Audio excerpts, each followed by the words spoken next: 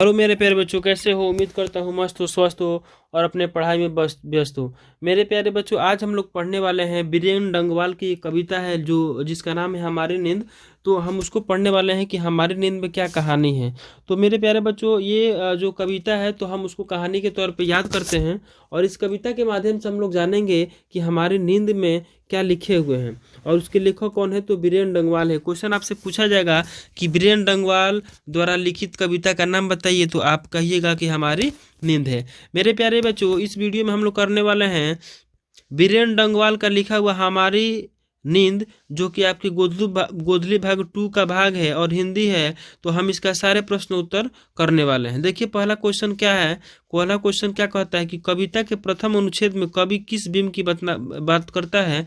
तो देखिएगा, जब आप बीरेन डंगवाल का जो है पढ़िएगा तो उसमें जो पहला पंक्ति दिया होगा उसी का ये अर्थ हम बताने का प्रयास कर रहे हैं। कविता के प्रथम अनुच्छेद में कवि एक बीज के माध्यम से बीम की रचना करते हुए कहता है कि जिस प्रकार मिट्टी, पानी, धूप आदि पाकर बढ़ते हैं। कोई भी बीज ले लीजिए, वो कहता है कि कोई भी बीज ले लीजिए तो जो बीज होता है ना, वो मिट्टी, पानी, धूप आदि पाकर के क्या करता है, बढ़ता है। ठीक उसी प्रकार नींद में भी मानव की भावना ना, मानव की इच्छा, यह जगत जागरूकता नहीं है। मेरे कहने का मतलब है, क्या कहने का मतलब है कि जिस प्रकार किसका विकास होता है, तो बीज का जो विकास होता है तो मिट्टी के बिना नहीं हो सकता है, पानी चाहिए, धूप चाहिए, ये सब चाहिए ना। तो उसी तरह से नींद में भी मानव की भावना, मानव की इच्छा, यह जगत जागरूकता नहीं है और इसे हमको क्या करना पड़ेगा, आगे बढ़ाना पड़ेगा।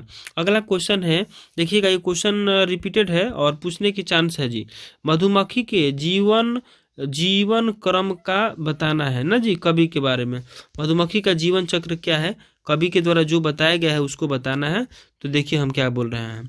मधुमक्खी जो मक्खी है के जीवन क्रम उल्लेख करते हुए कवि यह स्पष्ट करने का प्रयास किया है कि जिस प्रकार मक्खी लाखों हजारों बच्चे क्या होते हैं, मक्खी के जो है लाखों हजार बच्चे होते हैं, लाखों और हजारों बच्चे होते हैं और कई कारण से इनमें से ज़्यादा मर जाते हैं। बहुत ऐसा रीजन है जिससे क्या होते हैं, मर जाते हैं।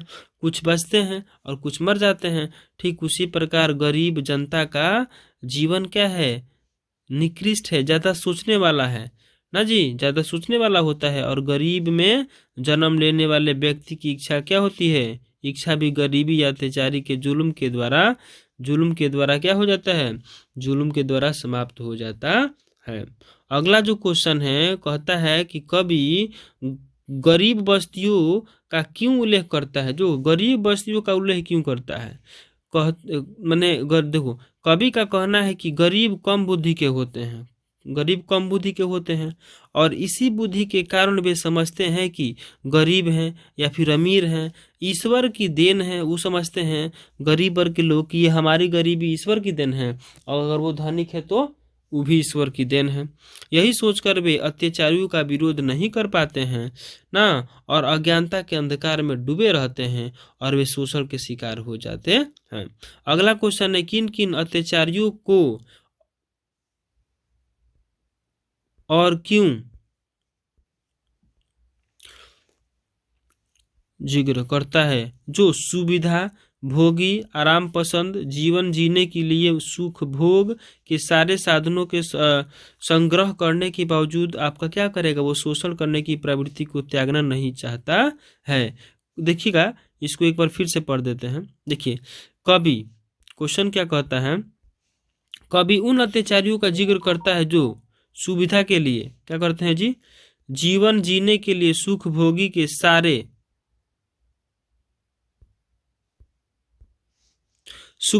सारे साधन क्या करके संग्रह करने के बावजूद भी क्या कर रहे हैं, शोषण प्रवृत्ति को त्यागना नहीं चाहते हैं। तो कभी इन अत्याचारियों के माध्यम से नेताओं को कहा है और उच्च वरिष्ठ अधिकारियों को कहा है जो भ्रष्टाचार करते हैं। क्वेश्चन है, इनकार करना न भूलने वाले कौन हैं। देखिएगा, इनकार करने वाले और नहीं भूलने वाले आराम पसंद जीवन जीने वाले देश के शोषक वर्ग हैं, जो हर कीमत पर अपनी प्रभुत्व कायम रखने के लिए अपने इस स्वभाव में परिवर्तन न लाने का जो है इनकार करना नहीं भूलते हैं। और इन लोगों को गरीब समाज की कोई भी चिंता नहीं होती है, जिसके कारण ये पीछे होते हैं।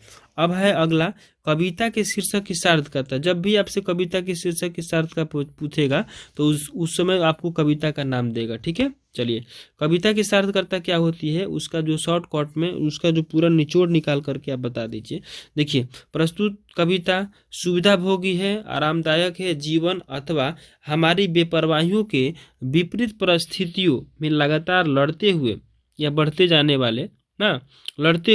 जाने वाले जीवन का चित्र करती है, तथा इस कविता के माध्यम से कवि जनता का अज्ञानता का उजागर करने का प्रयास किया है।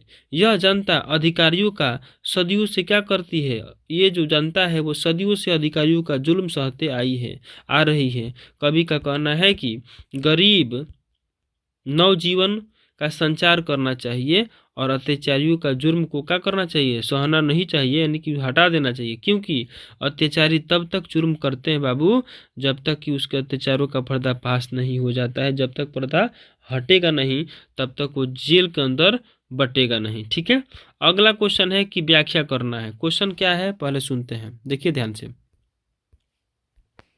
क्वेश्चन है कि गरीब बस्तियों में भी धमाके से हुआ दैविक जागरण। देखिएगा, प्रस्तुत पंक्ति हमारे पाठ्य पुस्तक गोदली भाग 2 के हमारी नींद शीर्षक से लिया गया है।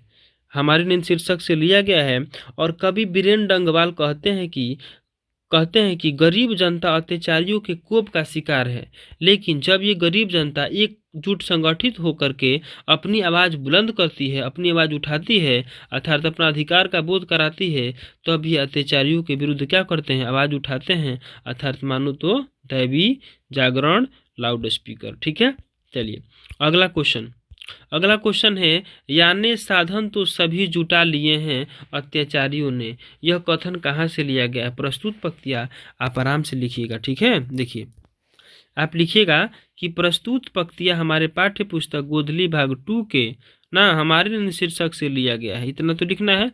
फिर लिखिएगा कि प्रस्तुत पंक्तियाँ के माध्यम से कवि बीरेन डंगवाल कहते हैं कि अत्याचारी सुख भोगी के सारे साधन जमा करने के बावजूद भी अपने हठी स्वभाव के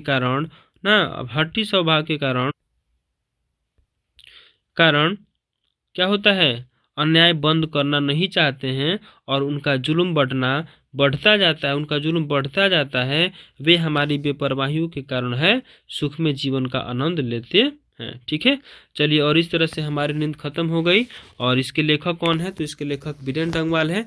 रोज बाबू डेली एक चैप्टर हम हिंदी का प्रश्नोत्तर के माध्यम से समझाने का प्रयास करेंगे, आपकी बुक नहीं है। ठीक है, चलिए।